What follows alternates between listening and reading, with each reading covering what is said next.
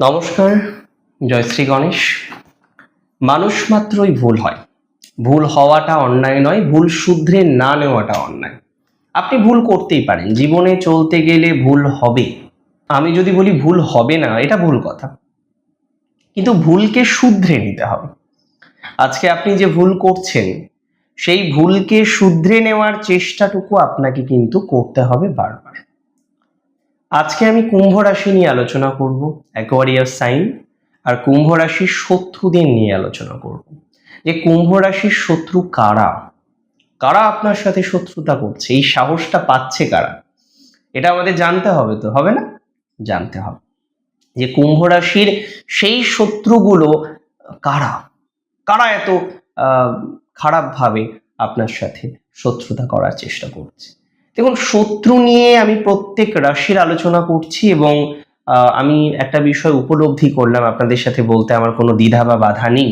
কুম্ভ রাশির ক্ষেত্রেও শত্রুর তৈরি হওয়ার কারণ আছে, মানে প্রত্যেক রাশির একাধিক শত্রু থাকে। কুম্ভ রাশির ক্ষেত্রে আমি প্রথমত আপনাদের বলি, শত্রু প্রচুর। কেন শত্রু হয় বলুন তো? মানে শত্রু কেন হচ্ছে, মানে একটা তো কারণ থাকবে। কার্যকরণ সম্পর্ক থাকে, তাই না? কারণ একটা থাকবে।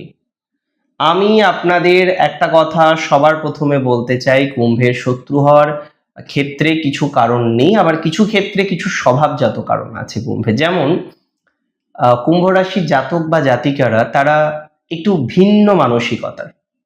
একটা কথাই আমি আপনাদের জানাতে চাই, কুম্ভ রাশির শত্রু হওয়ার প্রথম যে স্বভাবজাত কারণটা আছে সেটা হলো ভিন্নধর্মী চিন্তাধারা।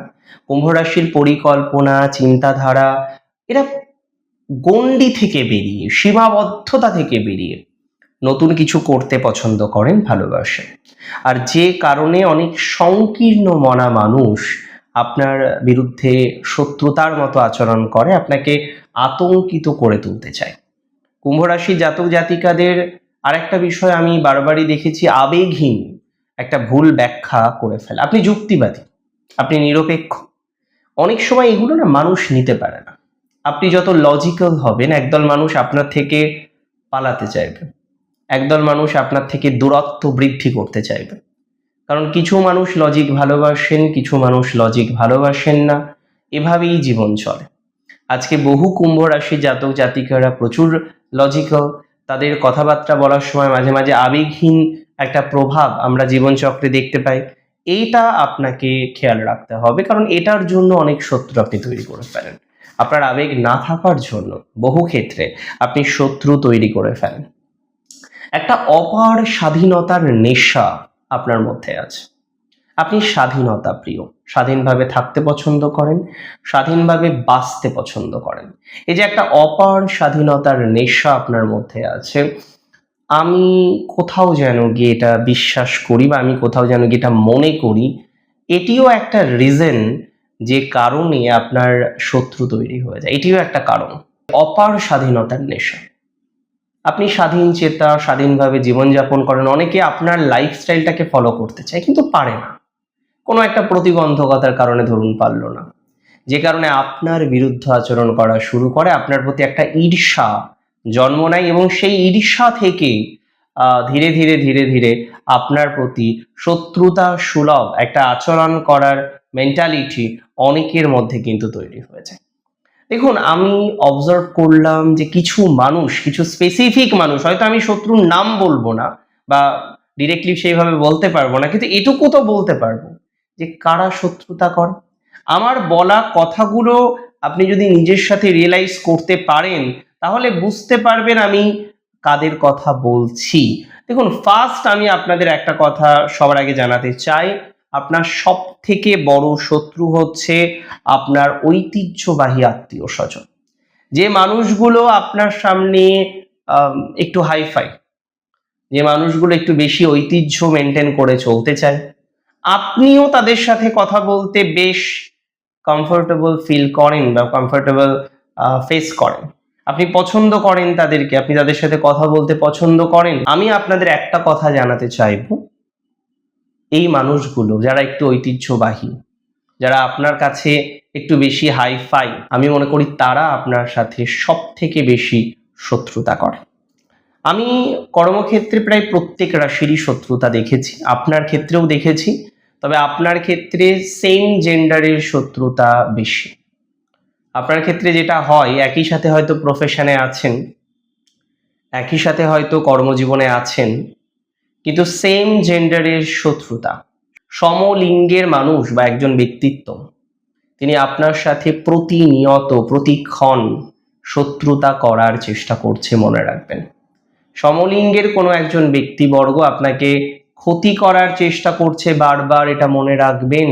আপনাকে ক্ষতি করছে বারবার, এটা মনে রাখবেন। তাই এই মানুষগুলো থেকে না আপনাকে দূরে থাকতে হবে। কর্মক্ষেত্রে যদি দেখেন কোনো একজন ব্যক্তি আপনার সেম জেন্ডারের, খুব ভালো কানেকশন আপনার সাথে, আপনি সব শেয়ার করেন, বসের নামে মাঝে মাঝে একটু নিন্দামন্দ করেন, খেয়াল রাখবেন সেই মানুষটি কিন্তু সুবিধার না। আপনি একটা ভাবে বুঝতে পারবেন সে আপনার জন্য সুবিধার নয়, আপনি দেখবেন সে অনেকের নামে আপনার কাছে বদনাম করে।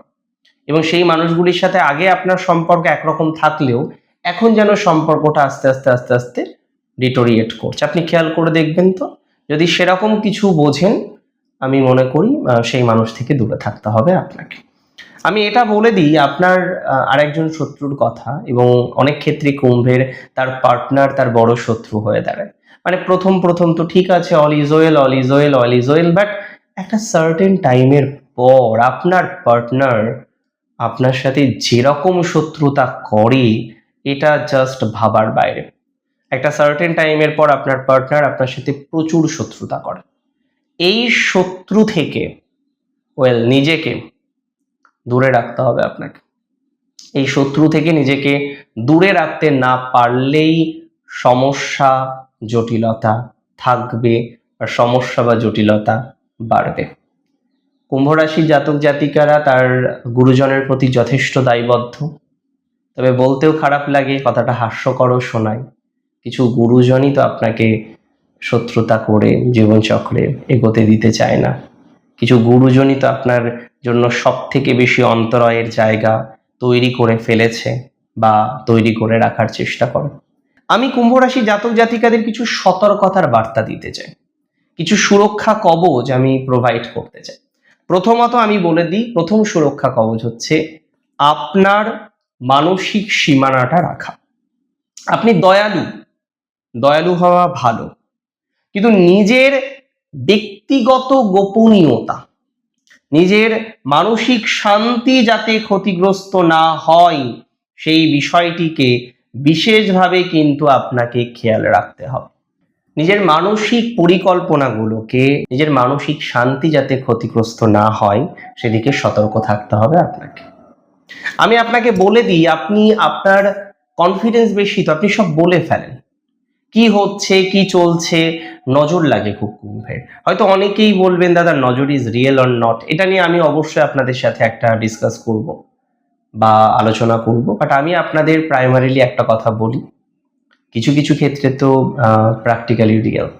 আর কুম্ভ রাশিকে একটাই কথা বলবো, আপনার আনন্দ মুহূর্ত, আনন্দ ঘন মুহূর্ত, সুখ সমৃদ্ধির মুহূর্ত কারোর সাথে শেয়ার না করাই ভালো। যদি শেয়ার করেন প্রবলেমে পড়বেন, শেয়ার করেন জটিলতার মধ্যে পড়তে পারেন। It is very important. Six সেন্সের ব্যবহার করুন। এত বোঝেন, এত সোশ্যাল, এত ধারণা আছে মানুষ সম্পর্কে, সিক্স সেন্সেরই ব্যবহার করছেন না, কি করে চলবে বলুন তো? এটা ম্যানেজ করতে হবে, এটা নিয়ন্ত্রণ করতে হবে, নিয়ন্ত্রণ করে পথ চলতে হবে। ভালো থাকবেন আপনি, এতটুকু শিওরিটি দিতে পারি। অনেক ভালো থাকুন আপনারা, সুস্থ থাকুন, স্বাভাবিক থাকুন। জয় শ্রী গণেশ।